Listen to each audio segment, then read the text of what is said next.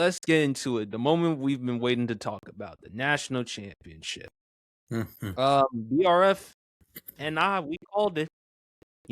Indiana coming into the game, they were 8.5 point favorite. Champ, you had Miami because again, you mentioned the bowl games. Miami at Miami, 6-3. It's all about the U. But I told you this would be more meaningful for Indiana to win the national championship. 15, 16-0? Correct me if I'm wrong. 15, 16 and 16-0? 0. 16-0. 16 and 0. The new college football playoff system now with the top 12 teams, they became the first to do it. This is their first national championship in school history. Kurt Signetti, BRF, you still have Kirby Smart there as the best college football coach right now. But Kurt Signetti, sooner or later, we're going to hear more and more conversations with him and just his resilience, just his trash talking, just his complete confidence. Hey, man, he has backed it up. Fernando Mendoza. You talked about, Champ, how it means for Miami to win a national championship, a bowl game in South Beach. It meant a lot more to Fernando Mendoza because, after all, he is from Miami. He became the first Cuban American to win the Heisman Trophy. A transfer, just seeing his family there, his mom, his dad, his brothers. That 4th and 5 play, Mm. it kind of remind me in a little ways. I know it's not exactly. It kind of remind me a little bit like Elway, that Super Bowl Yes. run against the Packers. Yes. Man, great minds think alike because I thought about that the same. Yeah, That just goes to show, hey, he got nailed just like Elway did. But that just goes to show you how much players want it, man. And he showed us how much he wanted it. He's a household name right about now. And rightfully he so. is. Being an underdog like that, one of the biggest underdog stories in the world. Keep this in mind. They did this without 0 5 stars on that team. 0. So that just goes to show you that coaching means everything. Coaching, development, the ability to lead your team, and to use the transfer portal wisely. Not just going to the transfer portal, just grabbing anything you could get, but using it wisely. And look, everywhere Kurt Signetti has gone, he's won. And he James said it at the Madison. beginning. Yep. Google me, I win. So he is the dawn of the new head coach in college football that is able to use the transfer portal wisely, that is able to use NIL wisely. Whereas older coaches really use their name and relationships and things of that nature. Kurt Signetti used what is available to him, and he's been able to elevate this team. He's only lost, I think, 2 games in the last 2 seasons, and he lost the first 2 in his first year. So that just goes to show you how much of a turnaround it has become.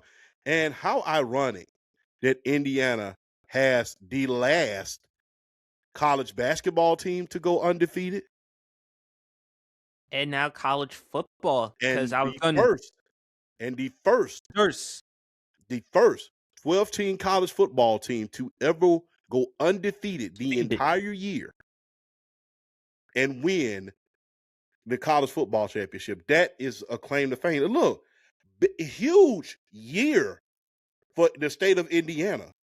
You had Kelsey Mitchell, Caitlin Clark. They went to the semifinals. Was within 1 game, within seconds of making the WNBA finals against Asia Wilson and in the company Las Vegas Aces. in the Las And Vegas Aces. You the had Indian Tyrese Halliburton. If it had the not been for Nation. that atrocious injury, would have did a lot of great things. Then you had, the Indianapolis Colts. They had their thing going on for a little while till the wheels fell off. It's been a good year to be a fan from the state of Indiana. And look, it may be getting even better because you may be getting another football team very, very soon, when it comes Yeah, to the the Indiana Chicago Bears. Bears. So, yeah, I mean, it's been a great year for Indianapolis. And for a small market like that, in order to receive the credit, the notoriety, and have the winners that they have had, that's a credit to how they're building franchises, how they are marketing their franchises, and the coaching. Because coaching is everything. Talent without coaching is is dead, if you really want me to be honest with you. But big ups to the state of Indiana, man. And you got to tip your hat to every last one of those franchises within that great state this year, because they all have collectively did their big one. They have at least been in a championship or at least the semis, with the exception of the Colts. And Yes. even with the Colts, you see the light around the corner because of the new owner. You see, because of Ernie Accorsi's not Ernie Accorsi, but Jim Irsay's daughter, Jim Irsay's daughter. You who, see it by the around the way, corner. did a fantastic job. If you've seen her on the sidelines, just brainstorming X's and O's, I mean, that's the type of person that you want. And as you always say, champ, great minds think alike. I was going to bring up Indiana. What a great year. I Yeah. mean, this is the epitome of a Cinderella story. A team that many of us did not imagine to be undefeated, to win, to have a Heisman Trophy, the first Heisman Trophy winner, to win their first national championship. All the success, the Indiana Fever, the Pacers last year, had it not been for Halliburton tearing his Achilles, maybe we would have had a different outlook with the NBA Finals. Who knows? But to bring that up, champ, when you think of Indiana, you don't really think of it necessarily for football. First thing that comes to your mind is basketball. Mm-hmm. You think of all the other things, Indiana with Bobby Knight, or Indiana State with the great Larry Bird. When you think of basketball states, there's New York, Indiana, North Carolina. And for them now to finally have something to behold with football, and this is just only the beginning. And to your point, champ, they did it with no 5 stars. They did it with a lot of old players on this team. And who knows, they're going to get some more and more talent. But the reason why I picked Indiana to win this national championship is because I just thought they were the complete team. It wasn't just because of Indiana's offense, it's also because of their defense. If you look at what they've done against the Big Ten championship game against Ohio State, you look at what they did against Alabama, all right, fine, it's Alabama.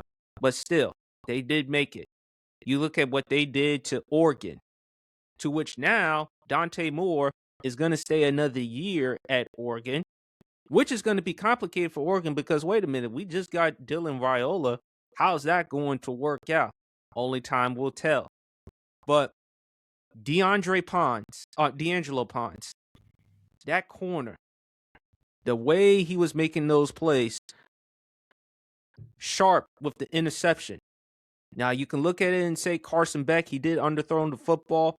But you notice, champ, they had a hard time struggling Miami late in the third quarter. You know, that was the only first time they converted a third down.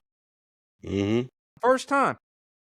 Because you look at all the other times, the drives, 3 and out, 3 and out, 3 and out. They even had to convert a fourth down in order to keep the drive going. Miami, Mark Fletcher, and he showed up in that game, champ. 17 carries, 112 yards, a touchdown.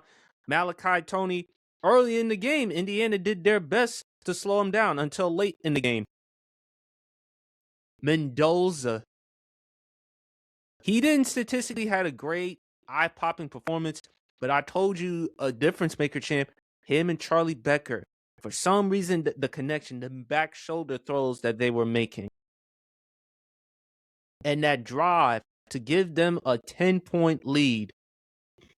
Kurt Signetti could have went for the field goal, but he's like, wait a minute, it's 4th and 5.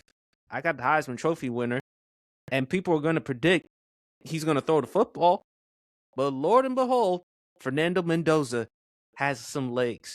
Now, he ain't the most mobile athletic quarterback, but don't underestimate his physicality and his legs. And it also looks good for Fernando Mendoza because guess who, of all people, was there in attendance? The GOAT. Tom Brady. And we'll have a different discussion for another day about whether the Las Vegas Raiders to do what they want to do with their draft pick.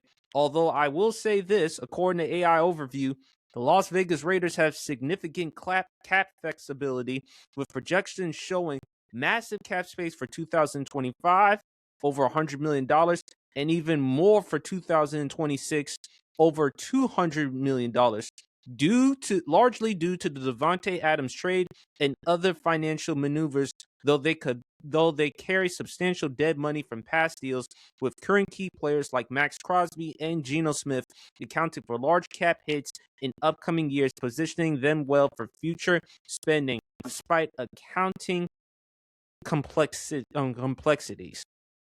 So, Champ, you talk about how they need to get themselves an offensive line. If they consider drafting Mendoza, they have enough money in cap space. So you better prioritize getting him some offensive line for Mendoza to pair him up with excellent targets and excellent weapons, such as Brock Bowers from your Georgia Bulldogs, from Ashton Genty. But it's Indiana, man.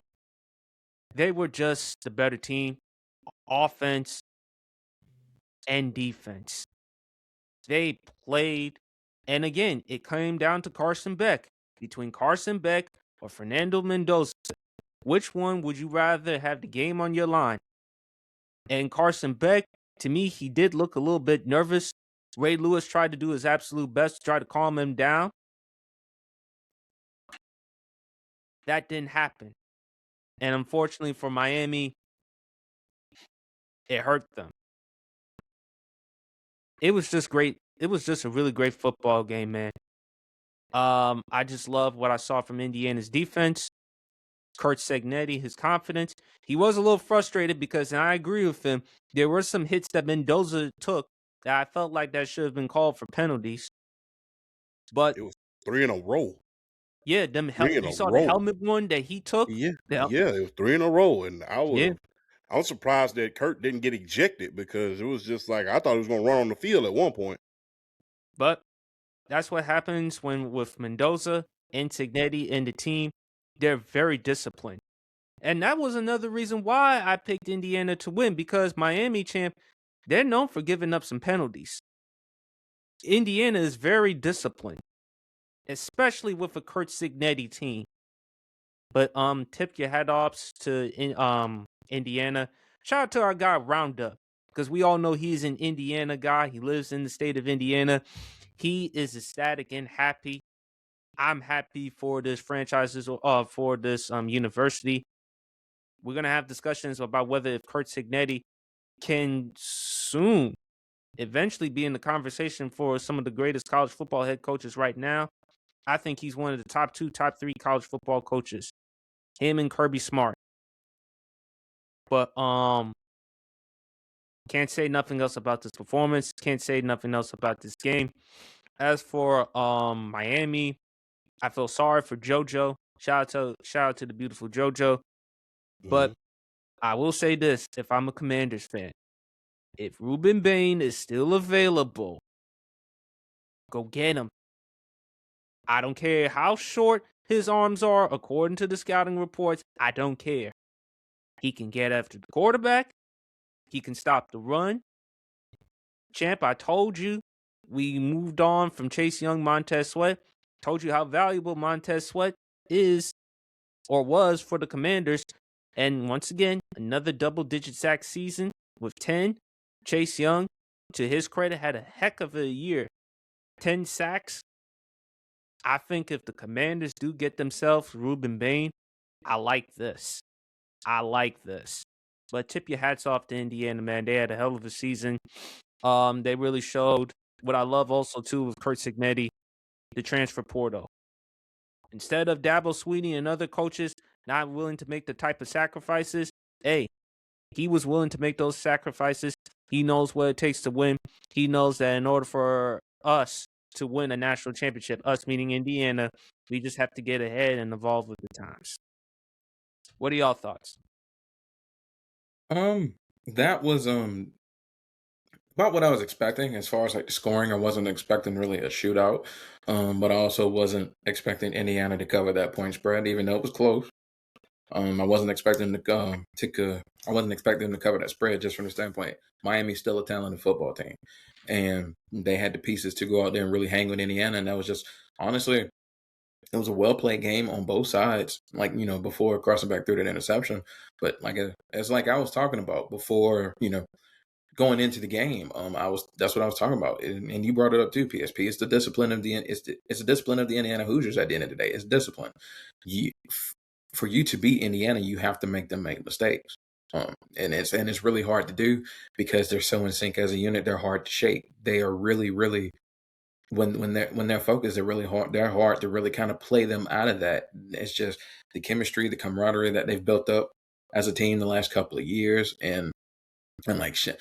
And if I want to shout out some other individual players, you shouted out Charlie Becker. I'm gonna shout out Omar Cooper Jr. Like that. His yak. This dude over the course of this season has made himself a lot of NFL money. And come NFL draft, if I'm a team and I'm in search of a guy like Omar Cooper who could play on the outside, who could play in the slot, great after the catch, good, really good hands, route runner. He does a lot of things really, really good. If you're a team in the NFL and you need a receiver, Omar Cooper Jr., you might want to get him on the phone come draft day, because I really think he's going to make a team better. Like Fernando Mendoza, that was one of the greatest fourth down plays I've seen in college football.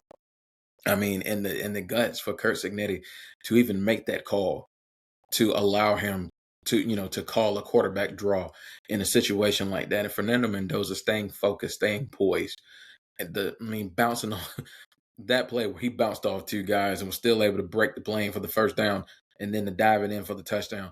That's how legends are made in college football. That's how you become immortalized. That's how people talk about you for years to come, making plays like that, because we are going to remember that for a long time, especially the state of Indiana, bringing them a national championship like that. That was an amazing thing to watch. But I am going to give a shout out to the Miami Hurricanes too, because they played their butts off, and that was probably one of the best games we've seen an opponent give Indiana all year, if not the best game. Maybe the Ohio State game. I think the Penn State game's right up there as far as like a team hanging with Indiana and giving them a ball game and almost beating them.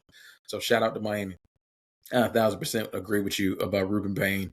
I don't care about arm length. I don't care about none of that stuff. I feel like a defensive end's biggest attributes is just skill set and what he brings to the table in terms of his bag, as far as being able to get to the pass, to the passer, to the quarterback, in terms of the moves he's already developed as a pure pass rusher. And Ruben Bain already has that. He's got power. He's got the ability to set. He's got the ability to set the edge, being able to play the run. He just does everything right as a defensive end. Yeah, like if you're a team in need of a pass rusher, if you're the Washington Commanders, heck, I don't know if he'll drop that far. The New England Patriots, even though they have a good defense, they only had 35 sacks as a rush this year. They were tied for 25th in the National Football League. If a guy like Ruben Baines drop and you can get him in your scheme and maybe move him to like as a pass rushing linebacker, as a stand-up linebacker, he can do that as well. The dude can play in a lot of schemes, whether it's 3-4, 4-3. He looks like the type that could play in a lot of different schemes. So he's definitely going to be one to watch come NFL draft. Carson Beck did play a relatively decent game. They didn't take a lot of shots, but at the same time, I mean, Indiana's got the type of secondary, they will take advantage of you. So they had to really kind of play it smart, take your chances when they did. The receivers were making plays. And I think what shocked me a lot about that game as I was watching it, Indiana's defense, as good as they are, they're more downhill, they're more strength, they're more power based in terms of being able to play the run. They do have some speed on that side of the ball, but the fact that they didn't call more outside zone plays really shocked me, because when they called zone outside and Mark Fletcher was getting around that corner, getting past that tackle, he was making plays. Like the touchdown he scored, that was an outside zone run. And I'm just like, why aren't you taking advantage of the fact that Indiana might not be the fastest, sideline, side to side, defense in college football? You need to be taking advantage of that. And I don't think they took advantage of that enough. But, Mark Fletcher played his butt off. Malachi Tony is a top 10 talent in the NFL. Whenever he comes out for the draft, even despite being as small as he is fast route runner. And he's only a freshman. And he's only a freshman. And I feel like one of the more important things that you can have as far as a wide receiver, and I think that's going to be stressed a lot more in these years to come, is the yak and being able to run after the catch.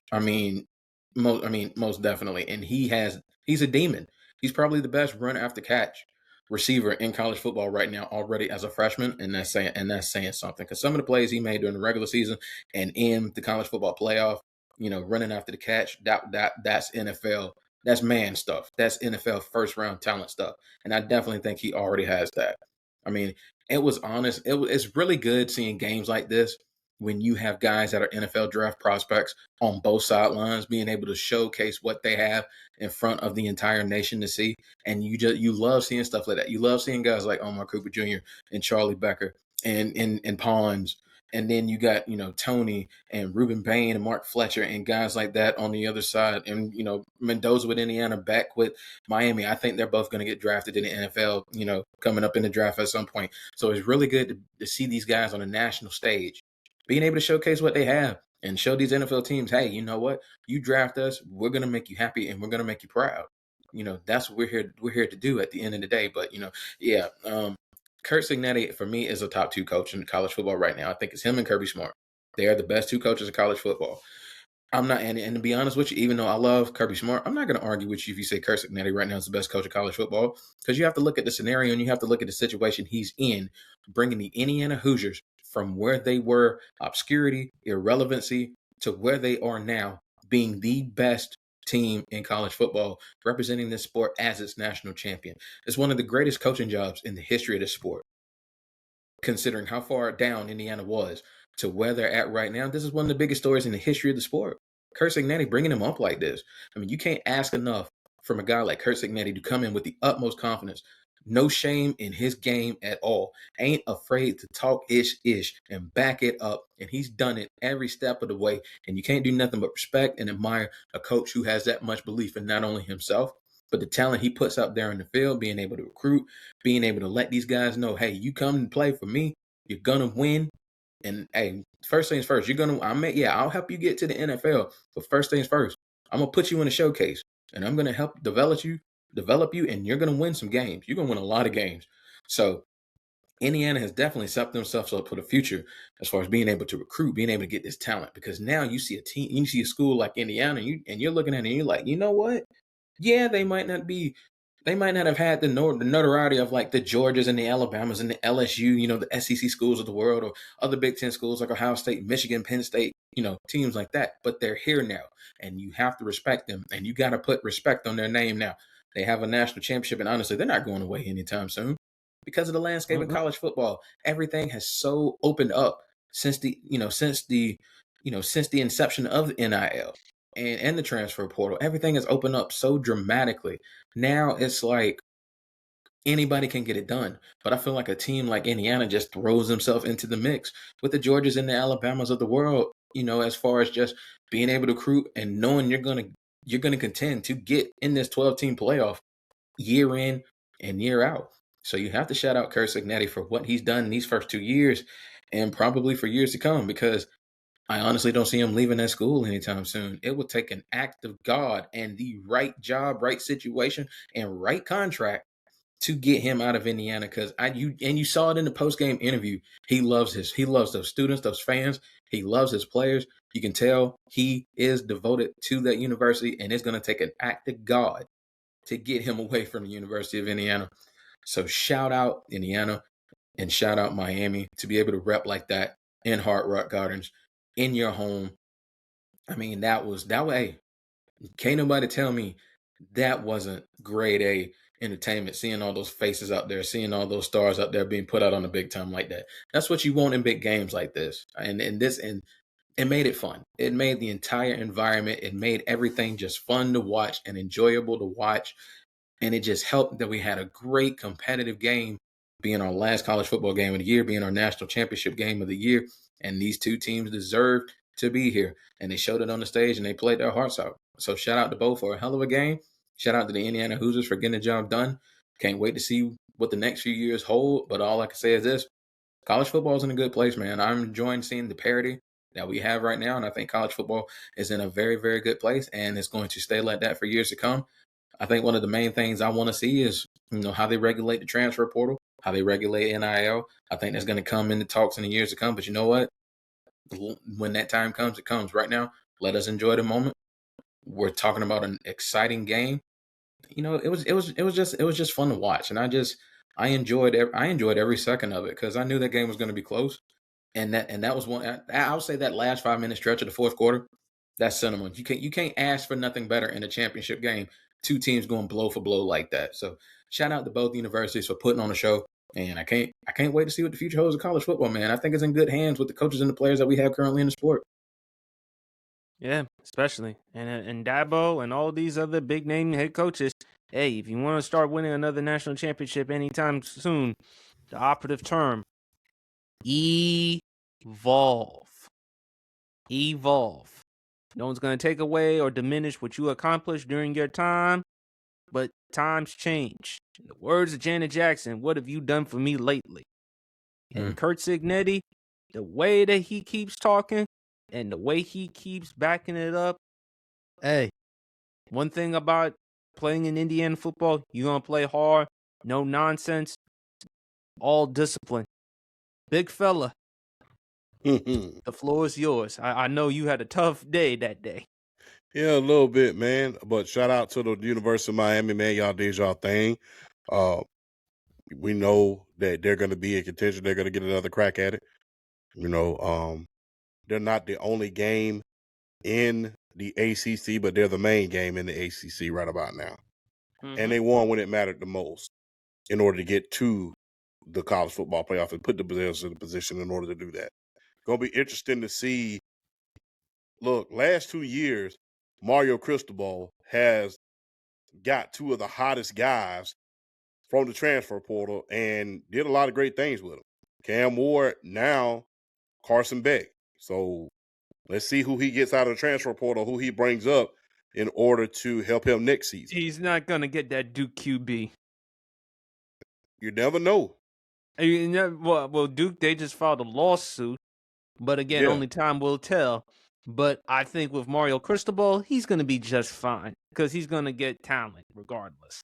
Yeah, he's going to get talent regardless. But those two quarterbacks that he got the last 2 years, they definitely was up there. I love Fernando Mendoza. Great guy. Great guy. I think when they use the term quarterback I think that's who we talking about. I really think that's who we're talking about. He goes out there, he gives the politically correct speech, he praises God as he should, and he gives his you see the family vibes that come off of him as well. His family's there, they're able to turn the camera to his family, and look, he's an all heart type of guy. And I didn't realize how big this damn dude was neither. That dude was 6'5", 200. 6'5", 225. Damn. That's a big old But dude. But I did love the fact in the national championship he said, "Let's fucking go," yeah, I because do. we I all do know like the fact. It's kind of like Tom it's like I Brady. said, quarterback You Yeah. show that excitement, you're politically correct, but at the same time, you know how to turn that excitement on and off. And I think he even, they even questioned him about it. I don't think he apologized about it, but he said, "Yeah, I got a little bit too excited on that one." But that's a part of the game, guys. So I think when you think about the term quarterback I think they're describing Fernando Mendoza that perfectly. A lot of people will say that's corny. You never played sports, and just because and playing sports is what you do, not who you are, and you can tell that with Fernando Mendoza. But I'm gonna say this: that's not the only guy that deserves the credit for this team.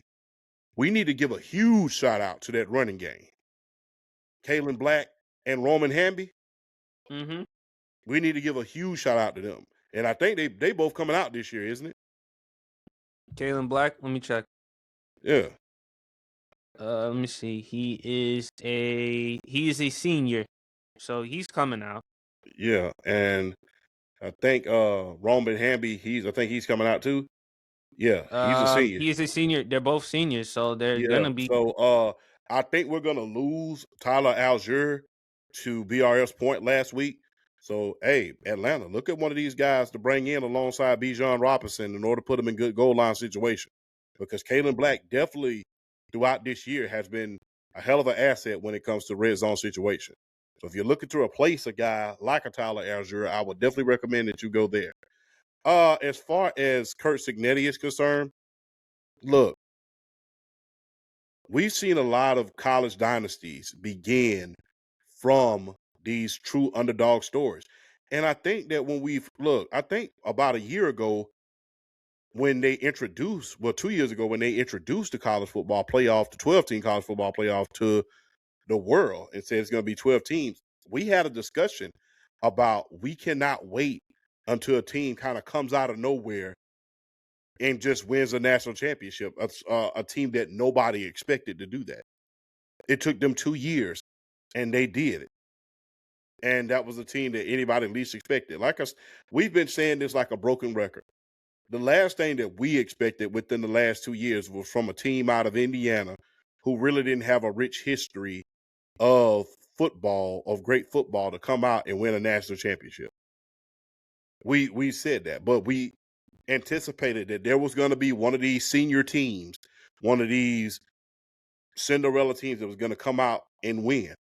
And I think that we finally found that. It's always good when you see it, but when you finally find it and they win, that's another thing. Unfortunately, look, Cinderella only goes to the ball one time. She only goes to the ball one time. Now, here it comes. Here comes the pressure. Here comes a lot of expectations, in the coming years. You're no longer on the honeymoon of winning anymore. Now, with winning comes expectations. But with Kurt Signetti, I know he can handle it. But let's give a lot of credit to that running game as well. Not just, on national championship night, but throughout the season. Remember how they torched Alabama at the line of scrimmage and dominated them the entire game. So let's give a lot of credit to that running game as well. Kurt Signetti, this will be the most talked about story since Miami in 1984, when they won their first national championship, ironically, with Howard Snellenberger. They was a Cinderella team back during the national champion when it was only 2 teams competing for it at that time. They were the Cinderella story at that time. This is arguably the biggest story since the 83-84 Hurricanes with Bernie Kosar. They were one of the upstart teams that was not supposed to be there, that was facing a powerhouse, a historic powerhouse in the form of the Nebraska Cornhuskers, with Tom Osborne as the coach. They stated that that team in Nebraska was the greatest team of all time in college history, and they didn't know how Bernie Kosar was going to perform under that type of pressure. So that is the biggest story, Indiana winning since them. The only difference is Kurt Signetti is north and the Miami South. And look, I know we don't talk about this too often, but if there's any more indication that Nick Saban is the undisputed GOAT of college football, His coaching tree. it has to be this year. Because although, look, half the damn staff that was in the national championship picture was from his coaching tree. Mario Cristobal, Dan Lanning, Kurt Signetti, Kirby Smart, the most notable one. So if there's any other indication that you need to say that this guy is the undisputed GOAT, he has been retired for almost 2 years, and his name is still coming up. And I cannot wait till his documentary comes out from ESPN. I think it's going to be a 6 episode docuseries that's going to be coming out later this year. Kind of like with The Last Dance. Yeah, I heard about that. And I think it's going to be really fascinating because it's going to chronicle Champ all the key things, what makes Saban so great. And with his coaching tree, Champ, I think for Indiana, the best is yet to come. But if you're Indiana right now, let's just celebrate for now. Because this is your first time in school history you won a championship. Now, don't get me wrong. That doesn't mean I be complacent. I rest on my morals. But right now, just for these few days, enjoy this, man. That fan base, I mean, to go from just a basketball program, not just a basketball program, a basketball state, to now somewhat of a football state, it's happy. It's exciting. I don't want the Chicago Bears to go to the Indiana Bears. That's a story for another day because I think Chicago is a great sports town. If you want to build a football stadium in Chicago elsewhere, that's fine. I would hate to see that Bears fan base um go somewhere else. And especially now that you finally found a quarterback in Caleb Williams, God knows how long it took for you to find a quarterback. But that's a story for another day. But Indiana, that was a really good complete game, champ. Carson Beck didn't play bad. I thought at times he was a little too rattled. Yeah. I thought he could have made some better throws, made some better decisions. But champ, but you can't go wrong with Mark Fletcher. If Tyler Algier decides to leave, you wouldn't mind a guy like Mark Fletcher. For a big guy, he got good speed. Yeah.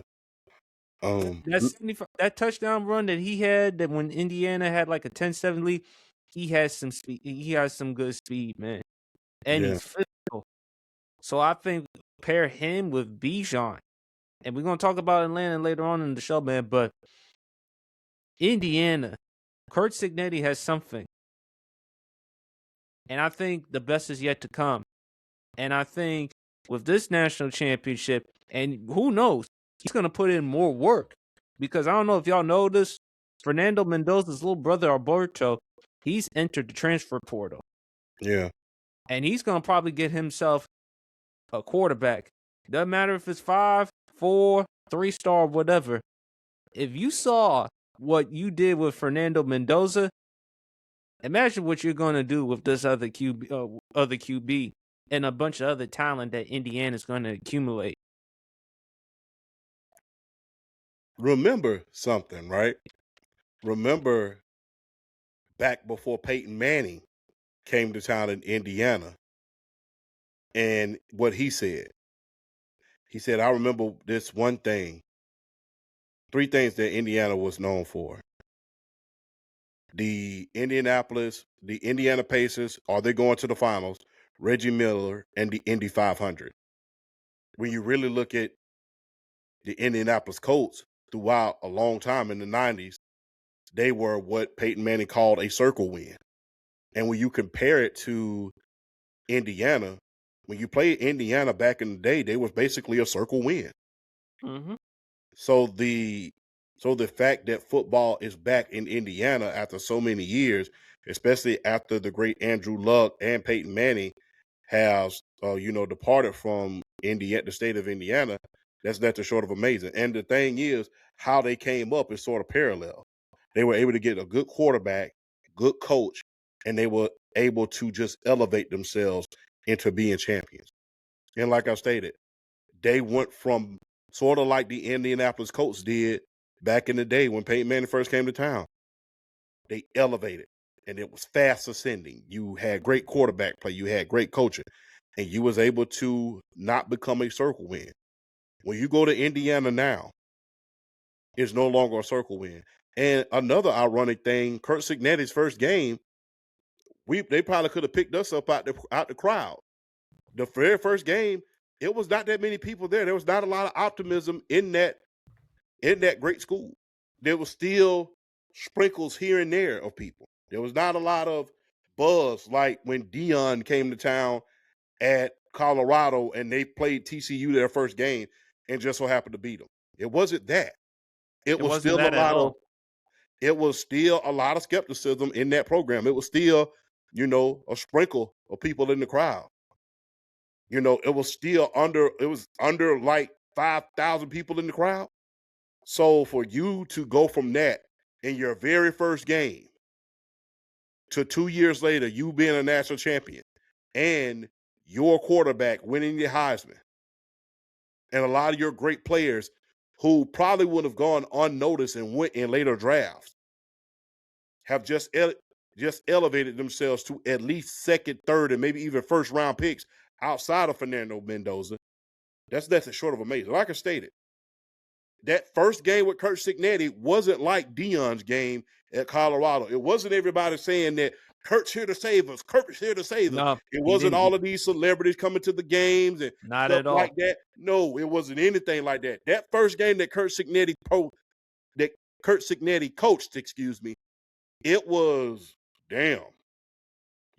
We got this big time coach, just won big at every single program that he's been to.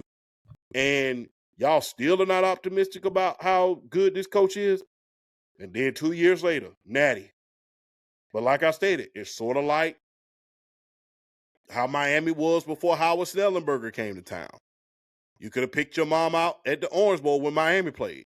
Sort of like how the Indianapolis Colts were before Peyton Manning came to town. Before Peyton Manning came to town, they were a circle win. Now that Kurt Signetti is in town, Indiana, the Hoosiers, as far as football is concerned, they are no longer a circle win. And to confirm that, Champ, do you know, Champ? I don't know if you know this. Actually, you do, because that's why I call you the Al Roker of journalism. That's why you Sherman Klump's youngest son. The 2026 College Football Playoff National Championship game between Miami and Indiana averaged 30.1 million viewers, making it the most watched college football game in 11 years. And it's the second most watched college football playoff title game ever.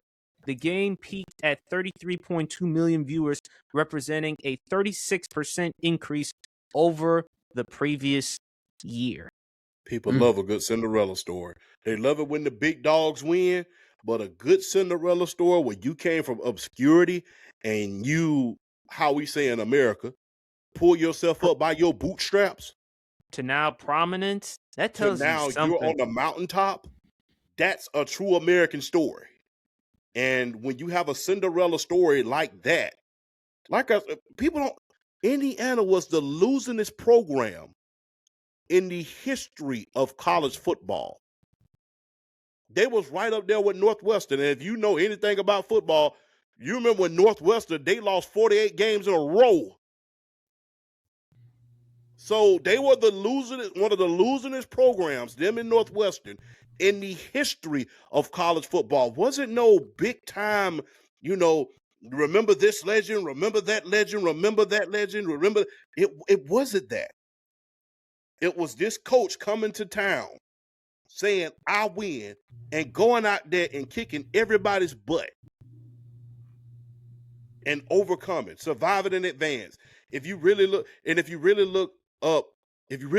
that, the two biggest stories that'll ever be in college sports, period, you could put this win right up there with Coach V's win at North Carolina State. Very improbable. Yep. And just coming out of nowhere. Like I said, survive in advance. Him and Coach V, that's right up there with that. Very improbable Cinderella story, and that will be memorable for years to come. And before the 2025 college football season, Indiana was a massive underdog to win the national championship, with opening odds listed at 100-1 or as high as 500-1, making them one of the longest shots in recent history.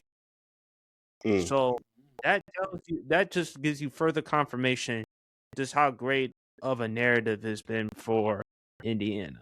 Yeah, and those I think Buster Douglas, Mike Tyson odds right there.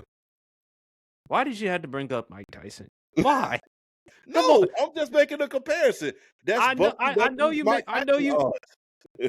bringing up the comparison, but please, I'm still heartbroken after what happened with Mike. But yes, everything you said was true, big fella. I'm not gonna say it wasn't true. I'm just saying why I got to revision terrible history. But big shout out to Indiana. They deserve it. I'm really happy for them with their program. I think Kurt Signetti is on the verge of winning national championships. Wouldn't surprise me if he ends up with at least 2 more in Indiana.